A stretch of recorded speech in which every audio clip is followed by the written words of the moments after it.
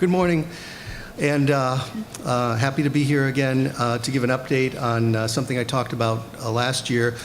Nick Mannion was here yesterday and talked a little bit about the company he worked for, Nielsen, and the fact that they used electronic watermarks to determine the ratings. That was just one of the many methods that he talked about, but it was their kind of signature method that they're using these days.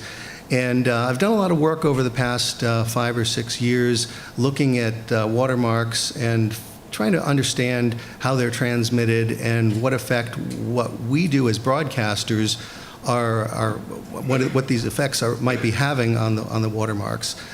So I did some work last year and presented some initial information. I wonder if I could see a show of hands of how many were in Hartford last year that saw my initial. Okay, great, about half, I think. So I wanted to review a little bit about what I had presented last year. I'm not going to dwell on that too much, and then we'll talk about some of the further research that we've done this year in terms of understanding the effects of the acoustical watermarks. So why is this important to understand? Well, the watermarks are commonly used as a key part of the system that Nick talked about yesterday to estimate radio and TV now audiences. Not all source material we have is delivered to the broadcast facility in a linear format. Not all broadcasting chains are linear, unfortunately. There's still a lot of audio bitrate reduction compression going on in terms of getting the audio both inside the plant and up to the transmitter site. And we don't fully yet understand all the effects of the audio compression, bitrate reduction, and traditional audio compression, like what an audio processor does, to the watermarks. And of course, our concern is that this could have an impact on the rating numbers. So what is this I call precious garbage? Well, it is garbage because we'd rather not broadcast it if we don't have to.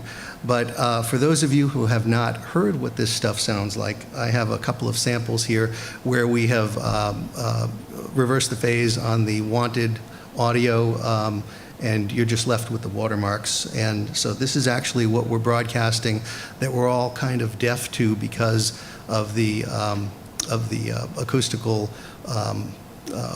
shadowing that the technology allows.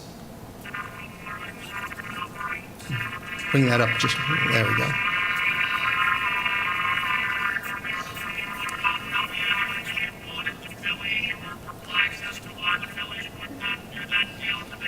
So not too pleasant stuff. There's some other artifacts that you can hear that vary a little more with modulation, but this is the stuff that's covered up by the psychoacoustical masking, which actually works very well. It's amazing how well it does work.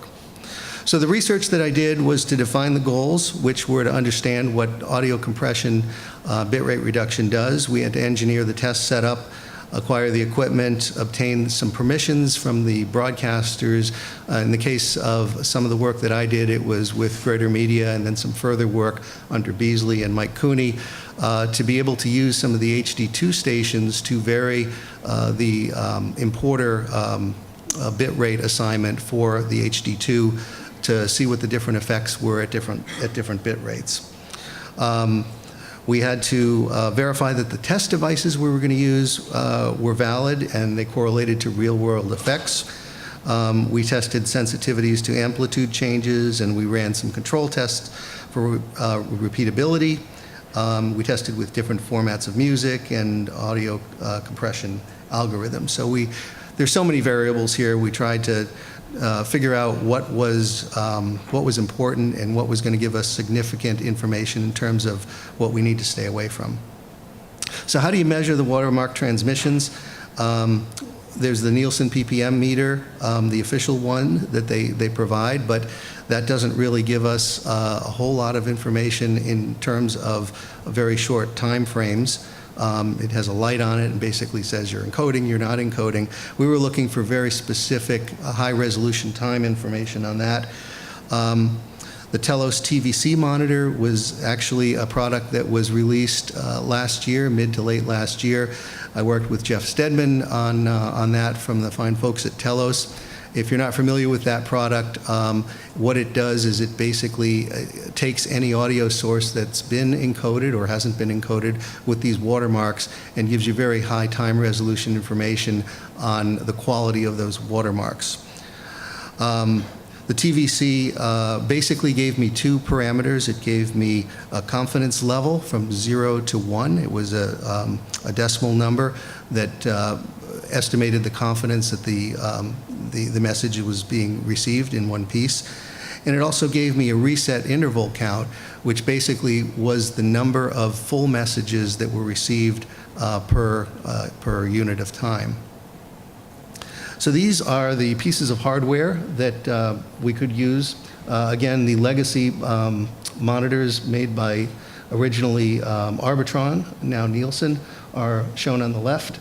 The new monitors are higher density. They have some more capabilities, but they still didn't have the time resolution that I was looking for. Those are shown. Those are those black boxes in the center rack. I think each one can monitor 4 different stations. And the one on the right is the Voltaire that I think everybody's heard about, that gives you some information, but it's not off-the-air information. That information is based on the audio that's going through the device. So 3 parts to the research: test the TVC for correlation with Nielsen meter counts, evaluate the effects of bit rate reduction before PPM encoding, and then we could also take a look at that, evaluating the results of the bit rate reduction after PPM encoding. This is a photograph of the TVC monitor, which is now a product that anybody can purchase through the telos. So what I liked about the TVC was the IP port with 400 millisecond resolution on the updates, gave us the confidence level and the reset indication. So I designed a program to capture and monitor the data stream output from that TVC, and that program counts all this stuff. It counts the reset intervals per minute or per 10-second time frame, depending upon the duration of the material. When we looked at stuff off the air with the HD2, we were taking half-hour program material. When we were looking at stuff for a single song, we looked at reset intervals or reset intervals and data from the TVC every 10 seconds. I'll skip through this real quick because I covered a lot of this last year, but basically I wanted to show that this TVC was correlating with the real world results from Nielsen. So we recorded several days of programming. We used 3 different musical formats, and basically what we were doing was we were taking the information from the TVC and we were saying, does this in some way correlate to what's really happening in the real world? And the way we did it was we looked at the actual meter count that was reported to us by Nielsen and correlated that with the program material that I measured using the TVC. And in this graph, you can see the message success rate on the horizontal scale and the number of meters that were reported to be listening to that particular station on the vertical scale. And the important thing to look at here is not the individual dots, but the trend line showing that, yes, there is a correlation there between what we're seeing on the TVC and what's actually happening in the real world. So I went through a lot of this, and again, I have limited time, so I'm not going to go through all this. And there are a lot of graphs in this presentation, and it's tough to absorb at the rate I'm going, but I just wanted to let everybody know that if you wanted a copy of this, it'll be available as a PDF, and you can leave me your card after this, and be happy to send you that. But basically, what I'm looking at here and showing is that the TVC does in fact work, and it correlates to the real world. Also, I looked at immunity to different audio drive levels. This is one particular song. It's a soft song by Adele, Hello. And you can see that I ran this test 3 times at 0 dB, -5, and +5 dB. And you can see the results of the confidence level plotted on the vertical scale are nearly identical. And same thing for repeatability. This is the same song I ran 6 times, and you can see it works. So I did all this just to make sure that what we were looking at for instrumentation was giving us some good stuff. So again, I'm going to skip by this from last year and go right to what I've been working on this year. One of the things that I do want to repeat was that when we looked at voice in particular, you could see that in this graph, this is a voice sample. It's a female voice sample. If you look at the graph, you can see that this is the linear sample here, and then we went ahead and encoded this same voice into different MP3 files at different bit rates. And you would expect that the linear sample would give you the highest confidence level, but it didn't.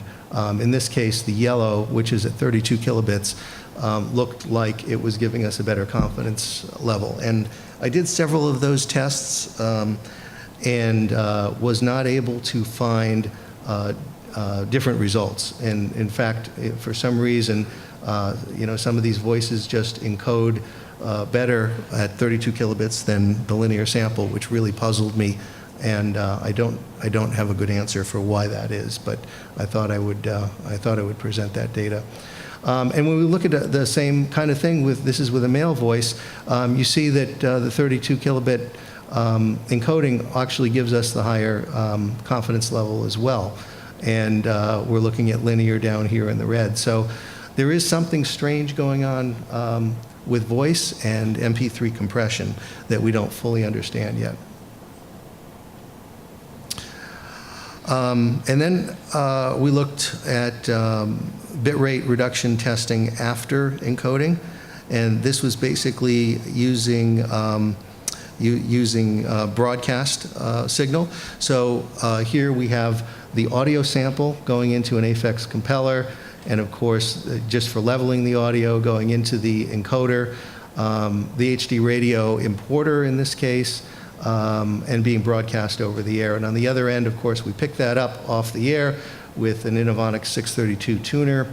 We ran it through our router at the radio station into the TVC and then into my program to look at what the results were. And here are the results. Again, this is stuff that came from last year, but if you haven't seen it, it's rather reassuring that we're not totally destroying our audio with most of the stuff we seem to be doing on the air these days. But this is over-the-air tests at a bit rate of 31.1 kilohertz.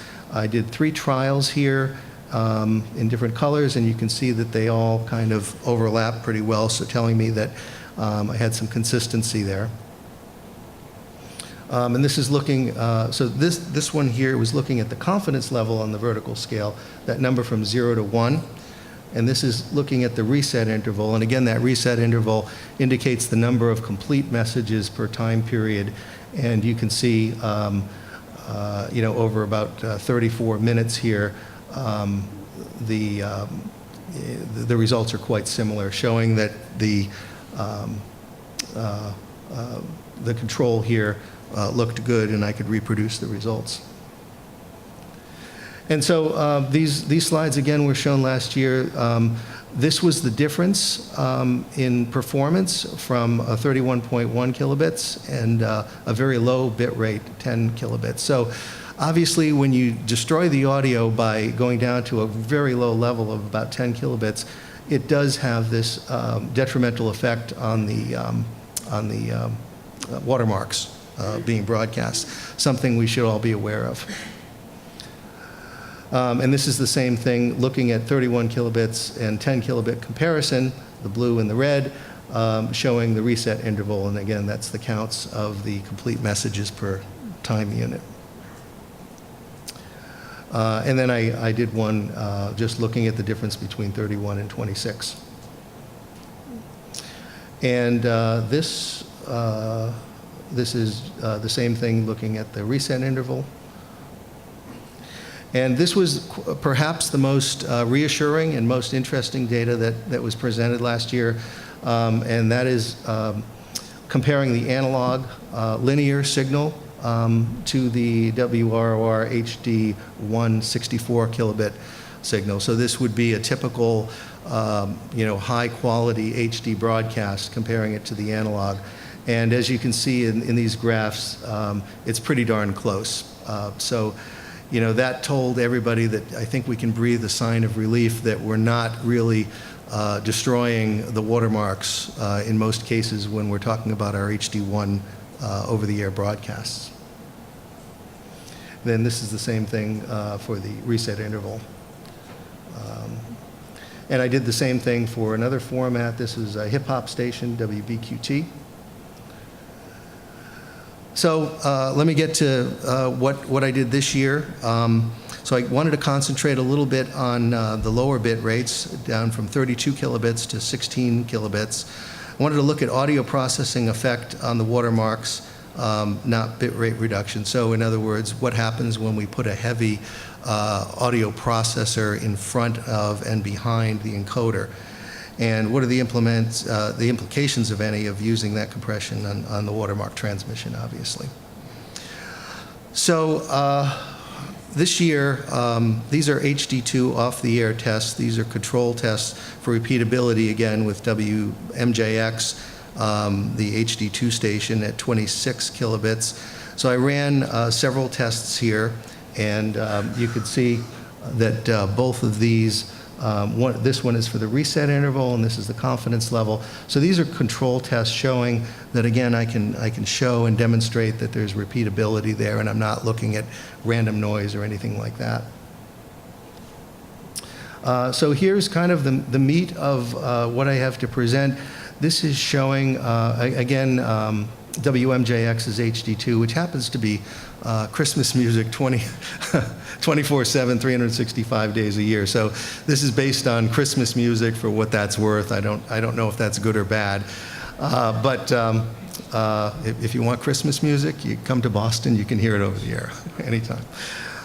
So we've got 16 kilobits, 20, 24, and 26, I believe.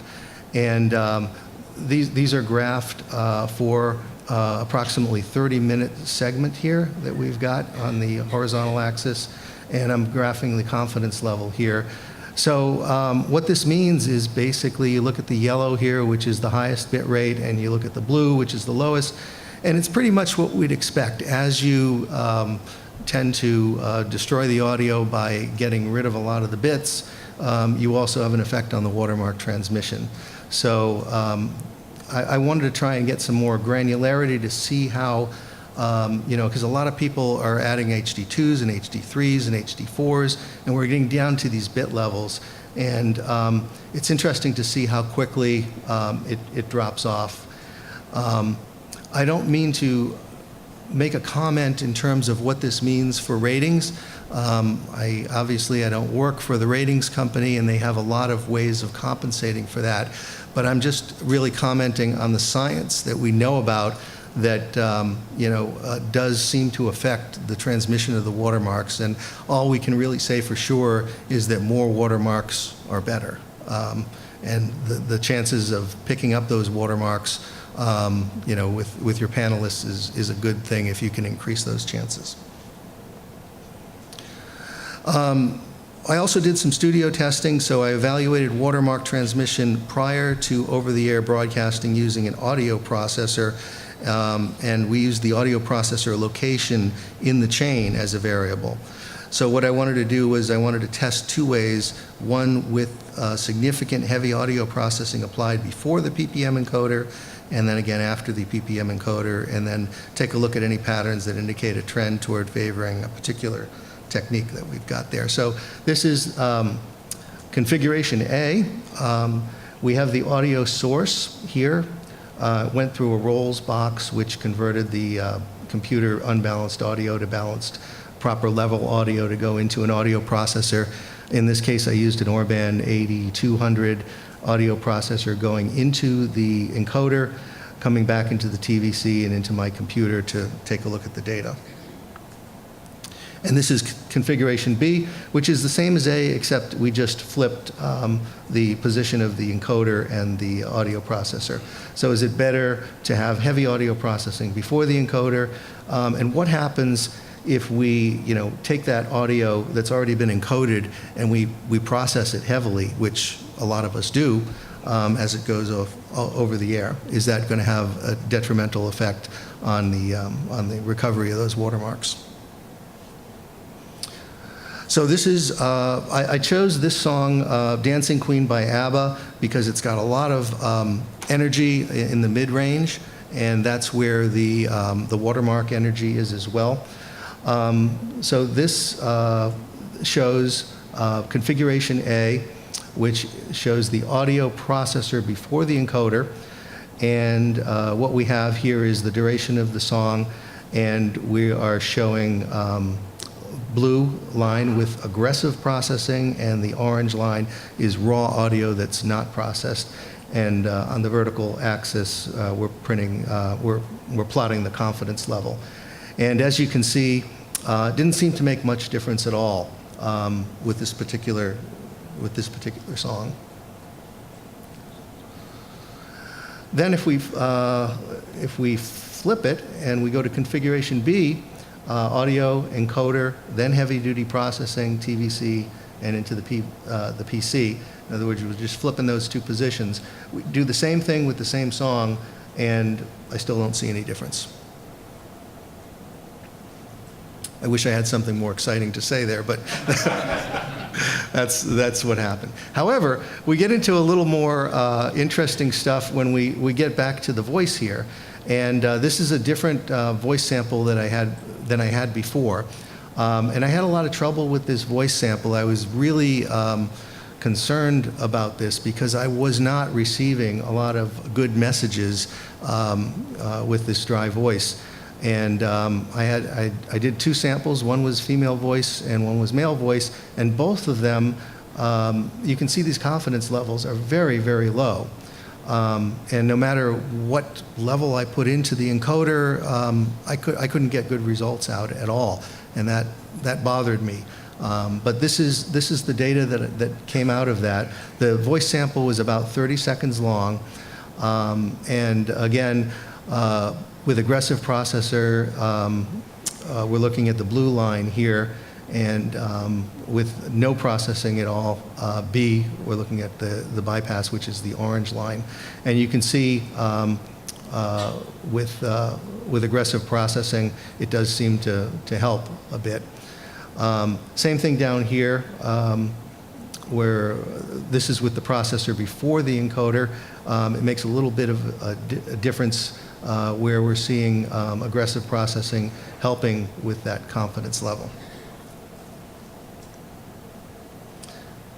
However, the male voice presented a little different case here. This is the encoder before the processor, and again, that processing seemed to help. But look what happened down here with this same sample. We're looking at the confidence level being more dramatically helped by the aggressive processing here. So this is, again, the processor before the encoder. So it seems like treating the audio before the encoder, in certain cases, especially with dry voice, can really make a difference in terms of the confidence level. And keep in mind that, again, both of these voice samples really gave me a hard time in terms of message recovery, and I'm not sure whether it was just the spectral content of the particular voice samples that I had or what, but it was a little bit unsettling to see no messages in 30 seconds or so. We took a look at a song here. This is about 3 minutes worth of data. The song here was Southern Comfort Zone by Brad Paisley. And again, I looked at the difference between pre-processing before the encoder and after the encoder. And actually, both of these are before the encoder. This graph here, I'm looking at the confidence level, and this graph here, I'm looking at the reset interval count. And you can see there's not much difference there. There's a little bit of offset here, and that's just because of the way the reset interval count is counted, and it's just an offset. But basically, it's telling me that the results here for both these tests are pretty much identical.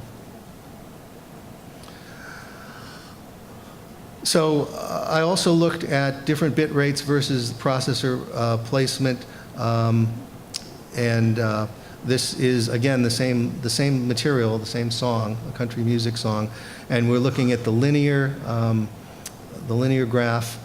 This is with the processor before the encoder. This is the reversed, where the encoder's before the processor. So on this graph, we're looking at the linear in blue, 20 kilobits, and the gray is 24 kilobits, and 32 kilobits is the yellow. So you can see that it does pretty much what we'd expect it to do. And when you get down to these lower bit rates, like 20 kilobits, you can see that there's obviously a significant difference in the watermark transmission success with the processor before the encoder. You can see the same pattern down here, where we're talking about the encoder before the processor. It's a little bit different, but the rule still remains the same. When you get down to these lower bit rates, and you can see that instead of a 0.8, we're down to a 0.3, 0.35, 0.4 or so. So we can assume that the confidence level is pretty much cut in half from a linear sample going down to about 20 kilobits. So something going on there. Finally, I looked at WKLB and I looked at 4 stations, actually. This slide is for WKLB, which is a country music station, and WBQT, which plays hip-hop music. Again, we're looking at approximately 3 or 4 minutes worth of programming here, and you can see it all seems to follow the same pattern. I didn't notice any surprises based on the type of programming content that we had. And here we are as well. Now, these are not over-the-air tests. These are closed-circuit tests that we're just pretty much evaluating the audio in the lab. Okay, so here are the conclusions that we can draw. Bit rate reduction does certainly have an effect on the passing of the acoustical watermarks. Most music does benefit from a higher bit rate, although 64 kilobits doesn't seem to suffer much compared to linear audio. Voice definitely seems to benefit from the MP3 compression, especially at 32 kilobits. Don't quite understand why, but that's what the data that I observed shows. At the lower bit rates, less than 32 kilobits, watermark detectability is predictably and almost in a linear fashion degraded, especially with music content. Locating the audio processor before the PPM encoder seems to help the transmission of the watermarks, particularly with dry voice. And again, I'll say this year, like I said last year, these measurements are still a moving target. We've got a lot of variables there, and we have to do more research. And there are just so many different ways we can measure this stuff. So more study is certainly needed. And finally, I'd like to thank the many folks that have helped me along with this. Obviously, Telos gave me the TVC to evaluate all this stuff with. Milford Smith, of course, with Greater Media in 2016. Mike Cooney this year for allowing me to test on the air during the experimental period. Dan Griscom, who writes the code for the TVC, for his guidance and helping me program. Dr. Barry Blesser, who's at the forefront of the Voltaire system. Jeff Stedman, of course, from 25/7. Ted Rossetti, Mark Pagliarulo, who works for Beasley now, and he was instrumental in helping to adjust the importers for testing, and our friend in production, Justin Weiner, from getting the audio samples. So I think I finished in a half hour. Thank you all very much, and I'd be happy to try and answer some questions.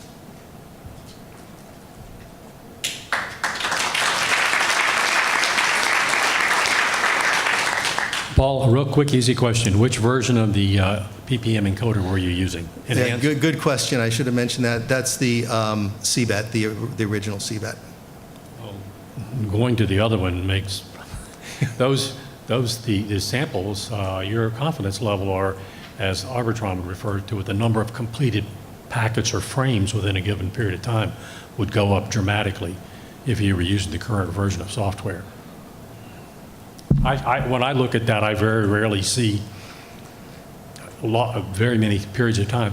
One of the things as we moved into this that I didn't know is TV always measured the confidence by the percentage of completed packets, and we had a red and green light.